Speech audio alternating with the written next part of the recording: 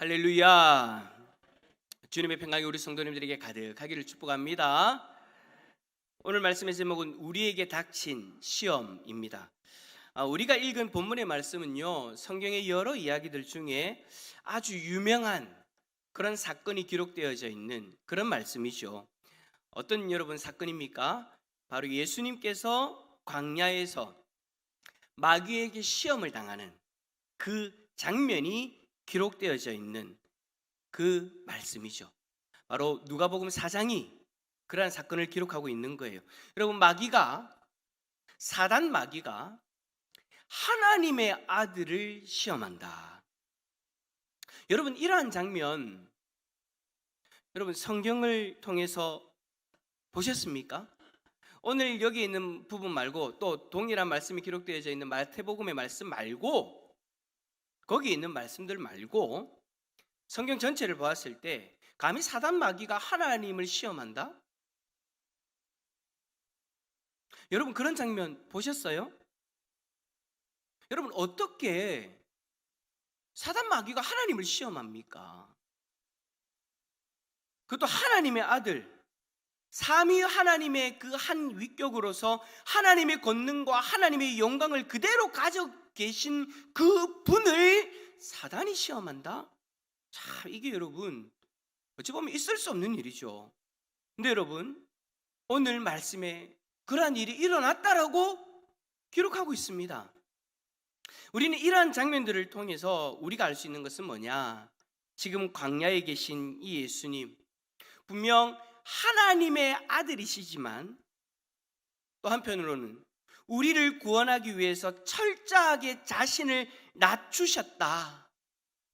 우리 인간의 모습으로 철저하게 자신을 낮추셨다. 감히 사단이 범접할 수 없는 하나님의 아들이심에도 불구하고 우리를 구원하기 위해서 자신이 친히 우리와 같은 그 몸으로 사단이 덤빌 수 있는 그 몸을 입으셨다라는 것이 바로 여러분 오늘 이 사단의 시험을 통해서 확실히 드러나고 있는 거예요.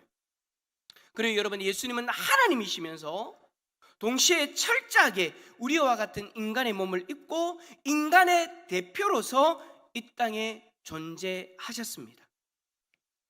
그래서 최초의 인간인 아담으로 말미암아 이 땅에 죄가 들어왔듯이 예수 그리스도가 인간의 대표로서 자신의 생명을 드림으로 우리의 죄가 사함받는 그 일이 가능하게 되어진 거예요. 하나님이시지만 동시에 인간이라는 이 말은 여러분, 예수님이 우리와 똑같은 인간이지만 죄가 없는 존재다라는 것을 이야기하고 있는 거죠. 인류의 죄를 사하기 위해서 희생제물로 드려지기 위해서는 흠없고 완전한 존재여만 가능했던 겁니다. 그러면서 인류의 대표가 되어져야 되는 거죠. 오늘 말씀을 통해서 예수님이 그러한 존재다, 우리의 구원자로서 합당한 존재다라는 것이 완벽하게 드러나고 있는 거예요. 여러분, 사단은 예수님을 첫 번째로 시험할 때 네가 하나님의 아들이거든 스스로 고백하고 있는 거예요. 사단이 예수님을 향해서 너는 하나님의 아들이잖아 라고 그렇게 여러분, 우리가 인정하든 인정하지 않든 사단이 예수님을 그렇게 인정하고 있는 거예요. 그러면서 동시에 인간이기에, 우리와 똑같은 인간이기에, 우리의 대표의 인간의 모습이기에 인간의 가장 그 약한 부분을 가지고 사단이 시험하고 있는 거죠. 그러니까 오늘 본문에 나오는 사단의 시험은 사단이 인간에게 하는 아주 원초적인 시험이다. 사단이 인간에게 할 수 있는 아주 원초적인 시험의 내용이다라는 것을 우리는 알 수 있는 거예요. 예수님이니까 특별한 시험을 받는 것이 아니라 하나님의 아들이면서 동시에 우리와 같은 인간의 몸을 입고 있기 때문에 인간으로서 가장 약한 그 부분이 지금 예수님이 지금 사단으로부터 시험당하고 있는 그 당시에 인간인 예수님의 약한 부분이 드러났고, 그것을 가지고 예수님을 넘어뜨리고자 사단이 기회를 틈보고 있다가 딱 기회다 싶어가지고 덤벼들고 있는 거예요.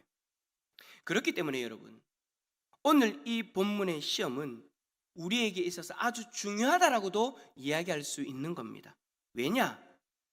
지금도 살아서 이 세상을 죄악으로 통치하고 있는 이 사단이 우리를 넘어뜨리기 위해서 하는 그 시험의 내용이 오늘 본문이 기록되어져 있는 그 4장에 다 나오고 있기 때문이에요. 그리고 또 중요한 것은 이 시험을 통과하지 못하면 예수님은 우리의 구원자가 되실 수 없어요. 왜요? 완전한 인간이다라는 것은 드러나지만 그 사단을 이겨내는 완전한 하나님이다라는 것은 증명되지 못하기 때문에, 그래서 여러분 오늘 이 본문의 말씀 너무너무너무 중요한 거예요. 우리 쪽에서는 사단이 이러한 내용을 가지고 우리를 또 공격하겠구나라고 여겨져서 생각되어져서 중요한 거고, 예수님 입장에서는 이 시험에서 예수님이 넘어가 버리면 완전한 하나님이라는 것이 자기의 삶을 통해서 증명되어지지 못하니까 오늘 이 본문이 너무 중요한 거예요. 여러분, 오늘 이 예수님의 시험 당하시는 이 모습 꼭 집중해서 여러분 꼭 마음을 다해서 보실 수 있기를 축복합니다. 그리하면 지금도 나를 시험하는 이 사단의 계략이 이렇구나라는 것을 깨달을 수 있고, 또 예수님이 우리의 완전한 구원자라는 것을 인정할 수 있는 거예요. 그래요, 이 사단의 시험은 우리 인류로 하여금 하나님을 떠나도록 만들기 위해서 지금도 우리에게 걸고 있는, 우리를 향해서 도전하고 있는 사단의 시험입니다. 그렇다면 우리가 이 시험의 내용을 잘 알고 이 시험을 잘 대비해야 되겠죠. 그것을 잘 대비하면 우리는 사단이 우리를 시험할 때 넘어지지 않고 그 시험 때문에 고통당하는 일을 피할 수 있는 것이겠죠. 자, 그러면 오늘은 이 사단이 예수님을 시험한 내용 중에 한 가지를 살펴보려고 합니다. 총 3가지인데 오늘은 한 가지만 볼 거예요. 그 첫 번째가 뭐냐? 육체적 욕구를 위한 시험입니다. 자, 3절의 말씀 함께 읽어볼까요? 3절입니다. 시작.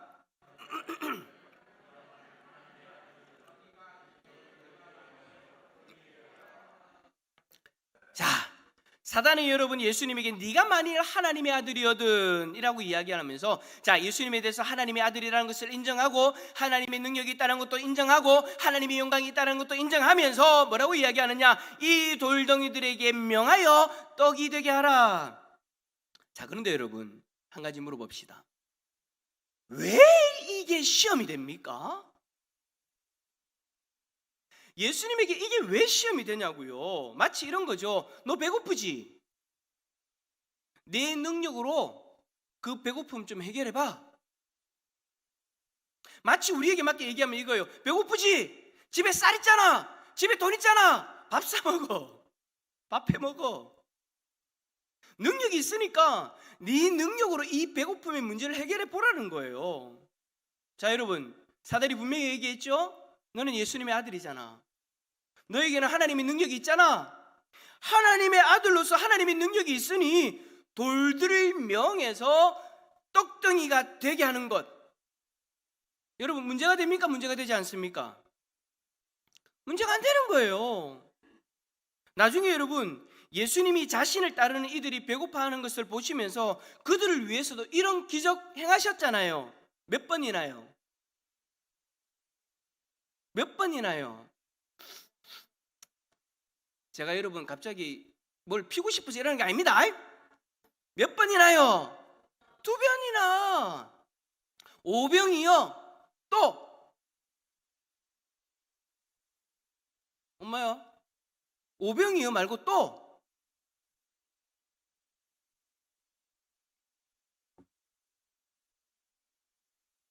답 안 얘기해줘? 다 알면서 얘기 안 하고 2번이나 예수님이 먹는 것에 기적을 행하셨어요. 배고픈 자들의 배고픔을 해결해 주기 위해서 2번이나, 그것도 여러분 돌덩이가 떡덩이가 되게 하는 게 아니고 요만큼밖에 없는데 이만큼 만드신 거예요. 어찌 보면 여러분 돌덩이가 떡덩이가 되게 하는 것보다 더 대단한 기적을 행하신 거예요. 예수님은 이 기적을 통해서 자신이 먹는 것을 만들 수 있다, 그 기적을 행할 수 있는 능력이 있다는 것을 증명해 보이셨어요. 그렇다면 여러분, 오늘 본문으로 다시 돌아가서 예수님 자신도 배가 고프시니 사단의 말대로 돌을 명하여 떡이 되게 하는 것, 그래서 자신의 배고픔을 해결하는 것 되지 않습니까? 여러분, 지금 예수님이 어떤 상태이십니까? 예수님은 40일 동안 아무것도 잡수시지 못한 상태였어요. 예수님이 완전한 인간이시기 때문에 우리가 겪는 그 굶주림의 고통 그대로 경험하고 계시거든요. 그러니 여러분, 돌을 떡덩이로 만들어버리는 그 기적 행해도 어느 누구 하나 뭐라 할 수 없는 거예요. 본인이 40일 동안 굶었으니 배고픔을 해결하기 위해서 자신의 능력으로 돌을 떡덩이가 되게 하여 자신의 문제를 해결하는 것이잖아요. 그런데 예수님은 뭐라고 말씀하십니까? 사람이 떡으로만 살 것이 아니다 라고 그렇게 말씀하시면서 그 시험을 물리칩니다. 자, 그렇다면 다시 돌아가서 사단의 이 시험, 왜 시험이 되는 걸까요? 사단이 예수님에게 요구했던 것이 왜 시험이 되냐고요? 예수님은 이 돌덩이로 떡을 만드는 것을 왜 거부하신 걸까요? 그 이유는 단순하게 그냥 예수님이 돌을 떡덩이로 만들어서 배고픔을 해결하는 것, 거기에 사단이 집중하고 있는 것이 아니기 때문입니다. 사단이 노리는 것은 다른 거였어요.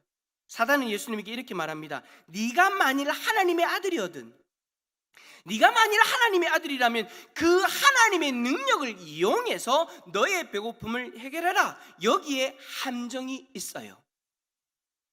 무슨 함정이냐고요? 여러분, 물어보겠습니다. 예수님이 인간의 몸을 입고 이 땅에 오신 이유가 뭡니까? 우리를 구원하기 위해서예요. 예수님이 이 땅에 오신 목적은 여러분들을 구원하기 위해서예요. 자신의 생명을 희생함으로 우리의 죄를 속죄할 수 있는 길을 만들기 위해서 예수님이 이 땅에 오신 거예요. 이것이 하나님 성분 하나님의 뜻이었고, 그 뜻을 이루기 위해 성자 하나님 예수 그리스도가 이 땅에 오신 거죠. 예수님은요, 자신을 위해 이 땅에 오신 것이 아니라는 거예요. 자신의 부귀영화를 위해 이 땅에 오신 것이 아니라는 거예요. 자기의 필요에 의해서 기적을 행하시기 위해 이 땅에 오신 것이 아니라는 거예요. 여러분, 한번 생각해 보세요. 마태복음, 마가복음, 누가복음, 요한복음, 예수님의 행적에 대해서 기록되어져 있는 사복음서를 여러분 한번 생각해 보세요. 제가 여러분에게 문제를 냅니다. 쫙 생각해 보세요. 예수님이 단 한 번이라도 자신을 위해 기적을 행하신 적이 있습니까? 한번 생각해 보세요. 마태, 마가, 누가, 요한복음, 복음서를 쫙 펼쳐놓고 한번 생각해 보세요. 예수님이 단 한 번이라도 자신의 이익을 위해서, 자신의 이익을 위해서 기적을 행하신 적이 있습니까? 아니요. 단 한 번도 없었어요. 5병이요? 7병이요? 그런 것, 먹을 것을 만들어내는 그 기적을 행하신 것도 여러분, 자기 자신을 위한 것이 아니었어요. 누구를 위한 것이었어요? 자기를 따르는 자들이 배고파하는 것을 안타깝게 여기시고 그들을 위해서 기적을 행하신 것이었어요. 그 외에도 예수님께서 이 땅에서 행하신 그 모든 기적들은 다른 이들을 위한 기적이었어요. 죄악 가운데 고통당하고 있는 이들을 불쌍히 여기심으로 자신의 능력을 행하신 거죠. 왜요? 그것이 하나님의 뜻이었기 때문이에요. 그런데 사단은 예수님이 세례를 받으시고 본격적으로 공생의 사역을 시작하려고 하는 그 시점에 처음부터 자신을 위해 자신의 능력을 사용하라고 시험하고 있는 거예요. 그래서 인류를 위해 자신의 삶을 온전히 희생해야 되는 예수님의 목적을 예수님 스스로가 시작하는 그 시점부터 거부해버리게 만들어 버리는 거죠. 그렇기 때문에 예수님이 그렇게 말씀하신 거예요. 기록된 바 사람이 떡으로만 살 것이 아니니라. 여러분, 동일한 사건이 기록되어져 있는 마태복음 4장 4절에는 이 말씀에 이어서 이렇게 이야기합니다. 하나님의 입으로 나오는 모든 말씀으로 살 것이니라. 그래요, 여러분, 예수님은 이 땅에 하나님의 말씀을 이루기 위해 오셨어요. 하나님의 말씀으로 살 것이니라. 하나님의 말씀을 이루기 위해 자신은 오셨다라는 거예요. 내 유익을 위해, 내가 먹고 사는 것을 위해 이 땅에 온 것이 아니라 하나님의 말씀을 이루기 위해서 내가 이 땅에 왔노라. 자신의 욕구를 해결하기 위해서 온 것이 아니라 인류를 구원하기 위한 그 하나님의 뜻, 그 하나님의 뜻을 이루기 위해 자신의 능력을 사용하고 자신의 생명을 내어주는 거예요. 그래요, 여러분, 우리는요, 예수님처럼 우리 자신의 욕구를 해결하기 위해 사는 존재가 아닙니다. 우리는 하나님의 입으로부터 나오는 그 모든 말씀을 이루기 위한 삶을 살아가야 되는 거예요. 이것이 여러분, 지금 이 세상을 살아가고 있는 저나 여러분들이 존재하는 목적입니다. 나의 유익을 위해 살아가는 것이 아니라 하나님의 뜻을 이루기 위한 그 목적이 우리 모두의 목적이다라는 거죠. 그런데 사단은요, 지금도 우리를 향해 이렇게 시험합니다. 자신의 욕구를 채우기 위해 자신의 능력을 행해라. 근데 여러분, 이러한 논리가 세상을 살아가는 우리들의 입장에서는 당연해 보이잖아요. 문제가 없어 보이죠? 세상은 다들 그런 이유로 자신의 능력을 키워가는 거잖아요. 좀 더 편하게 살기 위해서, 좀 더 좋은 것을 누리기 위해서, 먹고 좀 더 좋은 것을 먹고 마시고 누리기 위해서 그렇게 악착같이 여러분 고생하는 거잖아요.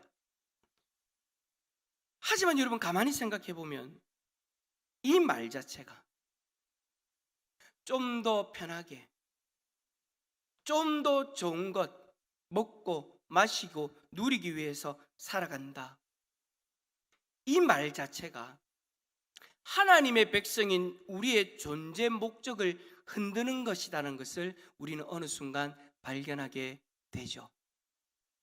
사단은요, 우리 자신의 능력을 가지고 우리 자신의 욕구를 해결하는 데 집중하게 만들므로써 하나님의 뜻을 저버리게 만드는 겁니다. 여러분, 우리를 향한 하나님의 뜻이 뭡니까? 하나님이 우리에게 이 땅 가운데 살아갈 수 있는 능력을 주신 이유가 뭡니까? 여러분 각자가 여러분들의 형편 가운데서 가지고 있는 소유하게 되어진 그 능력을 주신 이유가 뭐냐라는 거예요. 더 좋은 것을 먹고 더 좋은 곳에 살고 더 좋은 것을 누리기 위해서 하나님이 지금 여러분들에게 그 능력 주신 겁니까? 아니잖아요.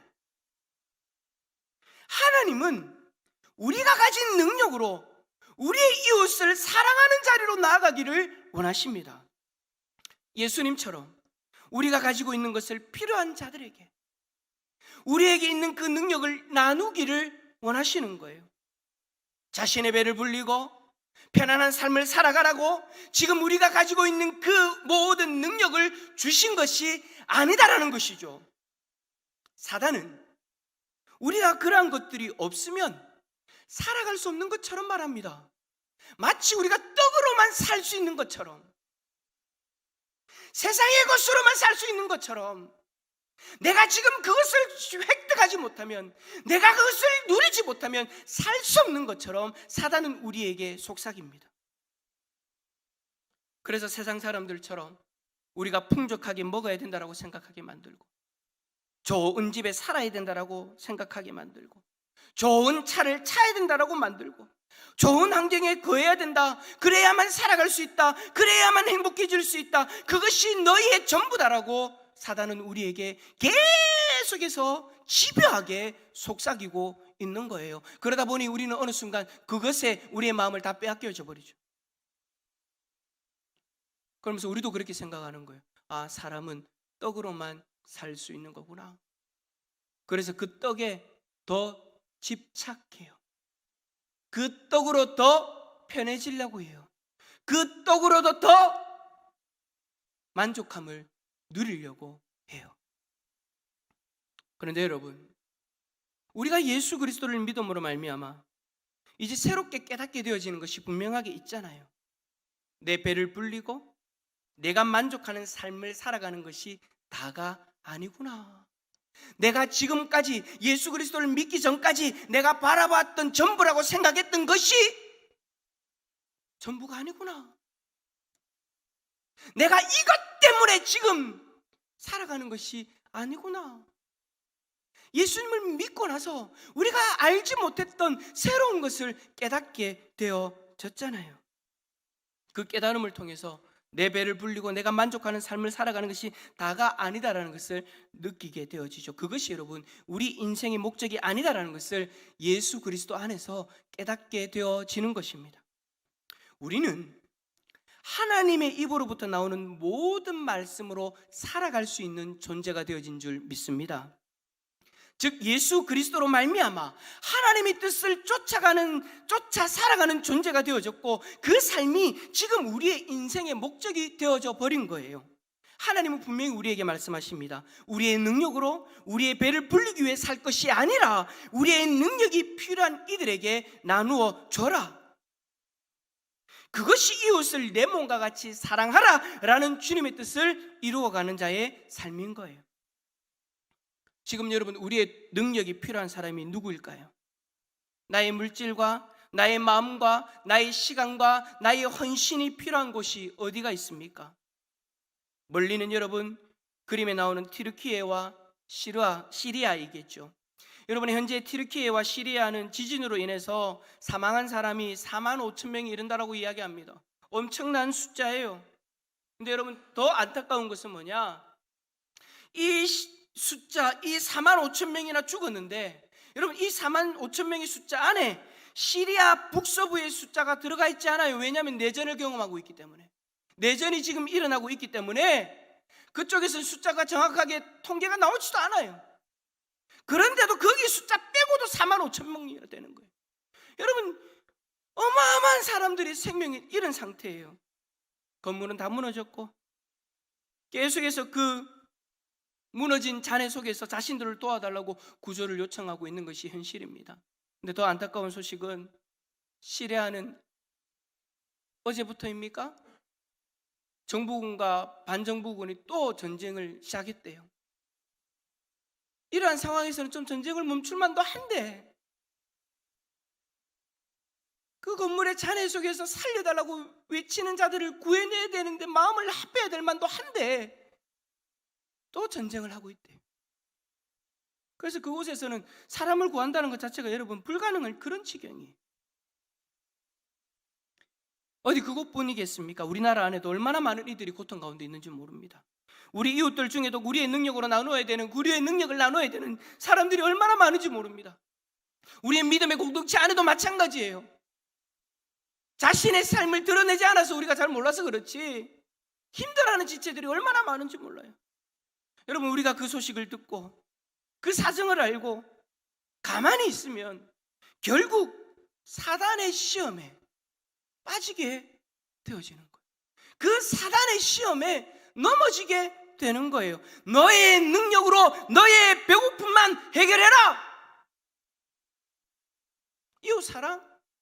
야, 너가 지금 힘들고 배고픈데 안 해도 돼.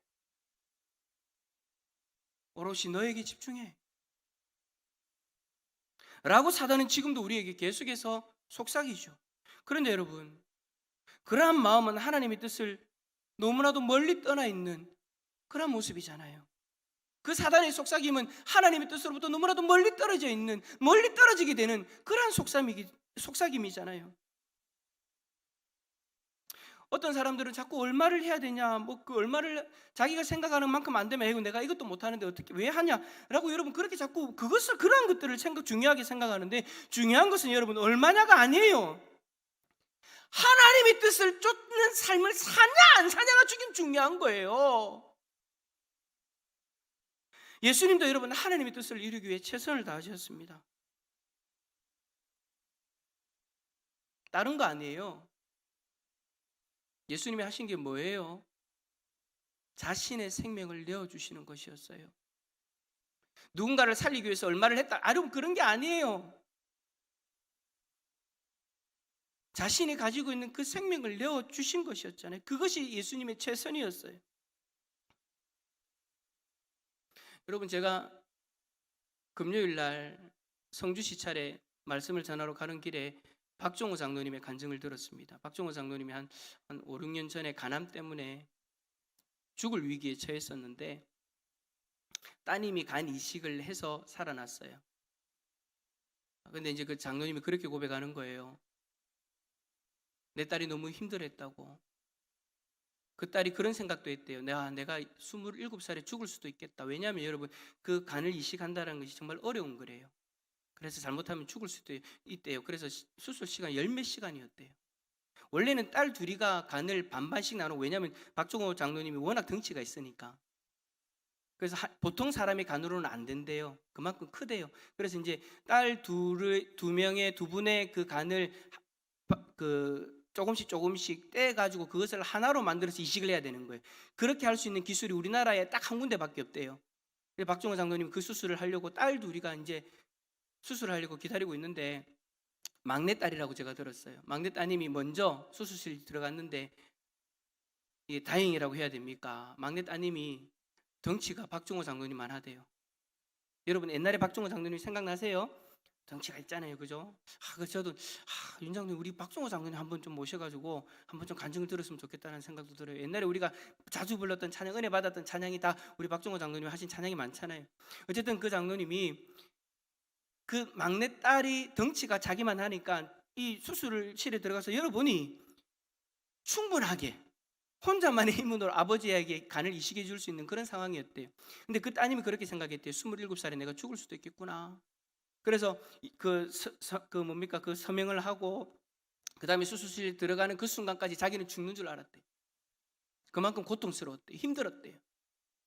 그래서 나중에 이제 수술이 잘 되어지고 회복이 되어지고 따님이 이제 미국에 사셔가지고 미국으로 이제 들어가면서 장로님이 너 왜 그렇게 힘든데 그 결정을 할 수 있었니?라고 이야기를 하니까, 내가 이렇게 안 하면 아빠 죽잖아. 내가 이렇게 안 하면 아빠 살 수 없잖아. 그것이 최선이었다라는 거예요. 저는 그 이야기 딱 들으면서 여러분, 누가 생각나냐면 예수님이 생각났어요.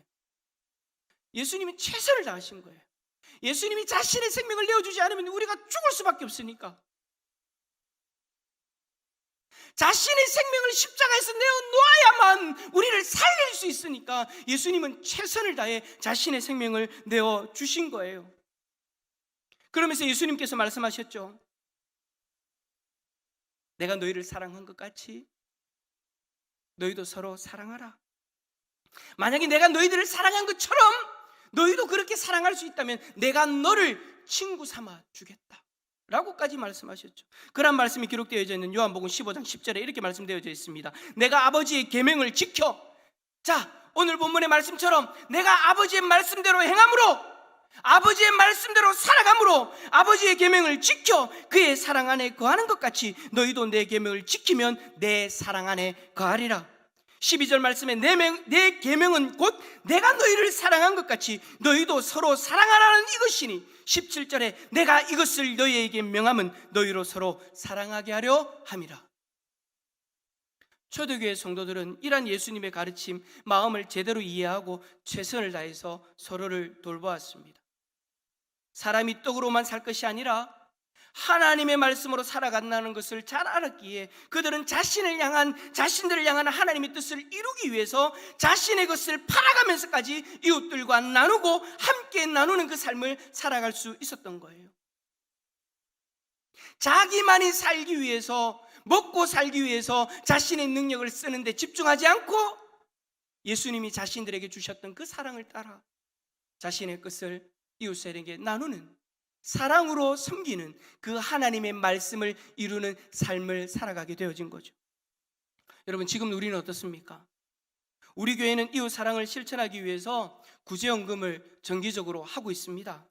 그래서 성도님들의 가정이나 아니면 지난번에 우리 동해안에 불 났을 때도 그렇고 또 우크라이나에 전쟁이 났을 때도 그렇고 우리가 여러분들이 정기적으로 하는 그 구제연금들이 있었기 때문에 그것들을 가지고 또 거기다가 더 여러분들이 마음을 또 보태어 주신 분들도 있어서 그것들을 가지고 우리는 구제를 실천할 수 있었죠.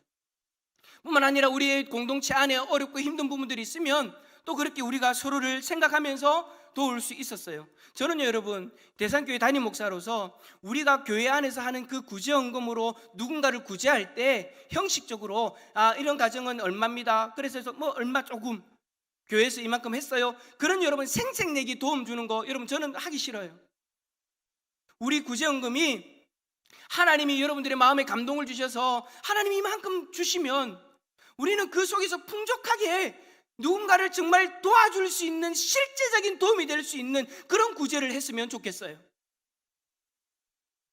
누군가가 힘들면 그 힘듦이 잠시나마 이겨내줄 수 있을 정도로 그렇게 구제가 되어졌으면 좋겠다라는 거예요. 그래서 여러분, 작년에 우리가 공동회의를 하면서 우리 구제부를 담당하는 장로님이 지금 구제연금 얼마 있습니다, 여러분 저는 그 말을 듣고요 너무너무 좋았어요. 우리가 구제할 수 있는 돈이 지금 이만큼이나 있구나, 할렐루야.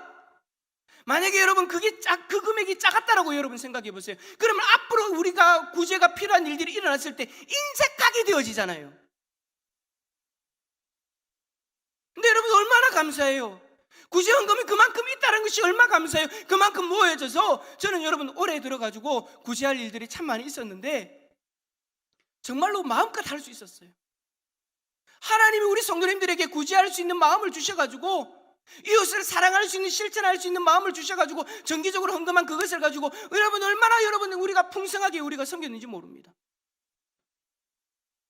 그래서 여러분 구제연금은요 많이 모아져 있어야 돼요. 누군가에게 무슨 일이 터질지 몰라요. 그런 일들이 일어날 때마다 최선을 다해서 우리가 돕는 그 모습이 여러분 오늘 사단의 시험이 다가와져 있는 그 상황 가운데에서 예수님이 말씀으로 이겨내신 그 방법인 거예요. 그 말씀을 통해 이겨내신 그것을 통해 우리에게 주는 교훈인 거예요. 그래서 여러분 이번에 우리가 또 실질적으로 우리가 이웃 사랑을 실천할 수 있는 것이 무엇일까를 고민해 보니까 앞에서 제가 말씀드렸던 것처럼 튀르키예와 시리아도 마찬가지잖아요. 이번에도 그렇게 할 거예요. 여러분들이 구제연금 이전부터 쭉 하신 것들이 있잖아요. 그 구제연금을 여러분 하신 것을 통해서 그 땅을 도우려고 해요. 여러분들이 마음을 모아서 이미 그렇게 이웃 사랑을 실천을 하고 있는 거니까. 그런데 여기다가 여러분들의 마음 가운데 하나님이 특별한 감동을 주셔서 내가 그 땅을 좀 더 돕기를 원한다 하시는 분이 있으면 다음 주일날 감사 제목, 감사 헌금을 내실 때 목적 헌금을 그렇게 내시면 그것을 함께 보내려고 해요.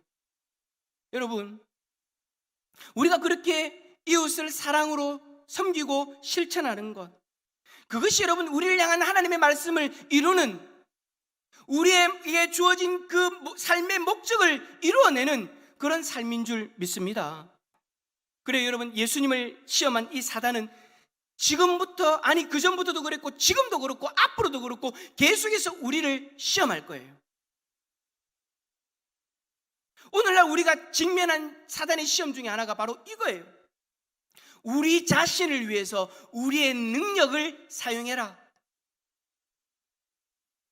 하지만 그럴 때마다 예수님처럼 우리를 향하신 하나님의 뜻을 함께 바라볼 수 있기를 축복합니다. 하나님은 지금도 우리가 서로 사랑으로 섬기고 서로를 위해 희생하기를 원하십니다. 지금 우리에게 있는 그 힘으로 자신을 위해 살아갈 것이 아니라 이웃과 함께 살아가기를 원하십니다. 만약에 여러분이 그 가운데 힘드십니까? 마음이 부담이 있습니까? 그렇다면 여러분 다른 것 없어요. 오늘 김옥일 목사가 이야기한 거 여러분 그거 잊어버려도 돼요. 제가 오늘 부탁드리고 싶은 것은 여러분을 위해 자신의 능력과 자신의 생명을 오롯이 내어주신 예수 그리스도를 바라볼 수 있기를 축복합니다. 최소한 우리를 위해 자신의 생명을 내어주신 그 예수님 앞에서만큼은 부끄럽지 않는 인생을 살아야 되잖아요. 예수님은 하나님의 말씀을 따라서 자신의 모든 것을 내어주셨는데 그 넣어주심 때문에 우리가 구원받아 지금 오늘 이 자리에 하나님을 예배하며 천국을 소망하며 행복하게 살아갈 수 있는데, 그 예수님 앞에서 부끄러운 우리의 모습이 되면 안 되잖아요. 사단의 시험에, 우리가 직면한 이 사단의 시험에 넘어가면 우리는 부끄러운 모습이 되어질 수밖에 없을 거예요. 그러나 여러분, 오늘 말씀을 교훈 삼아 이 우리에게 직면되어져 있는 이 사단의 시험을 이겨내는 우리 모든 성도님들이 다 되어질 수 있기를 예수 그리스도 이름으로 축원합니다.